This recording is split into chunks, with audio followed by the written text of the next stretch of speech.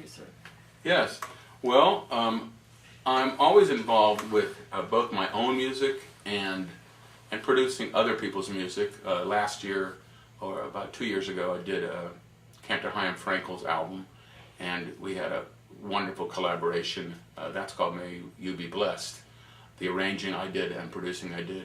So I'm always up for more projects. That's not only per se my compositions. I've been getting more into my arranging, my composition, my performance, and want to do much more of that. I'd like to be doing more live jazz playing, because I get a chance to do that, but I need to do that more. It's my first love. I also would like to work on another musical that's my own, because I'm always liking being a music director for shows, but the thing that's missing on that is the vested interest of it being my music. And so when something, whether it's a musical or a song, when it's my song, that definitely is a big high when I get it out of my house. Because in my house it's nice, but it sure is a lot nicer when I share it with the world and perform it in front of a live audience, throw in a little humor, throw in a little music, throw in a little excitement, a little fun, share it, a little laughter. Well, speaking of laughter, I did see a little clip of you doing comedy. Oh boy. And you're still talking to me, huh? Yes, I thought you were really funny, and I kind of hope to see you do that again. I don't know if that's on your plan for the future, but you held the stage very well. You had a strong presence, and you were funny. Well, thank you. For instance, if you're already planning a CD.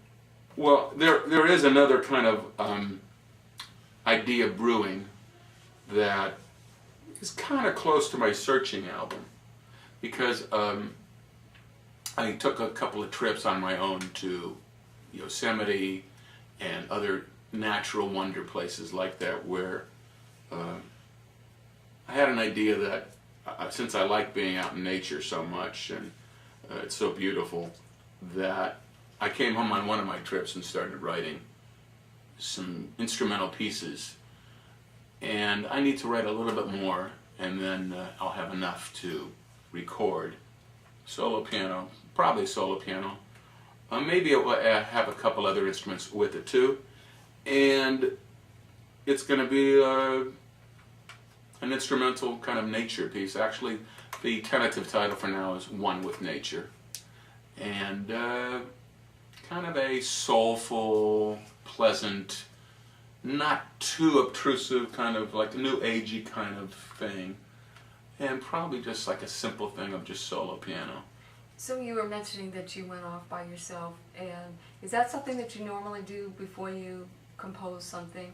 Is you take some time for yourself? There's no particular pattern, because I've actually written music when I woke up in the morning, when something hits me from like a dream. Things happen in all sorts of bizarre ways. I'll be talking to people on the phone, and 2 words will click, and I'll go, hey, that's an idea for a song. So composition comes to me in many different ways. That particular trip to Yosemite, or maybe another park that I was in, or I forget which park, some nature park, and it was actually the Redwoods. I'm blanking on the actual park that it was in, but one of our parks here in California. And on that particular trip, I just had such a pleasant time, and the weather was so wonderful, and I got in some good clean air, and came home and was motivated and felt impelled to get some of my feelings and turn it into music. And that's how that one happened. So it's not a formula like every time I write, it's because I was at a place and then I felt compelled to write. It's kind of just I go along with the flow of my life, and when things feel right, sometimes I can't help but let something come out because the situation is just all sitting there waiting for it just to come out, and I have to allow myself for that music to come out and not to edit myself. Exactly. I can understand that. So, okay, where can we find your music? Where can somebody find your music if they wanted to? Are you on CD Babies on iTunes? CD Baby, iTunes, many other places across the internet, but that's two very easy ways to find my music. Okay, do you have a website? I do, and people can read up about me and what I do. Okay, cool. David, it's been wonderful having you as a guest, and I do hope we'll see you again. Well, it's been lovely to be here, and of course I'll see you again. Thank you very much. Thank you. Wow, wonderful.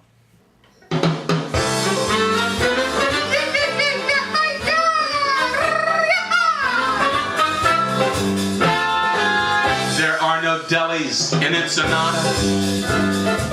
You won't find corned beef in Mexico. There's no pastrami in Guadalajara. No fried salami in Acapulco. When I speak Spanish, it comes out Hebrew. Hasta la vista becomes shalom. I only speak Spanish when I need to.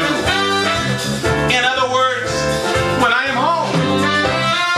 In LA, I shout hooray. In Mexico, I caramba. I shout olé, but I think oy vey. And then I dance the samba, not the hora. My friends are sipping pina coladas. Me, I'm drinking orange juice on the rocks.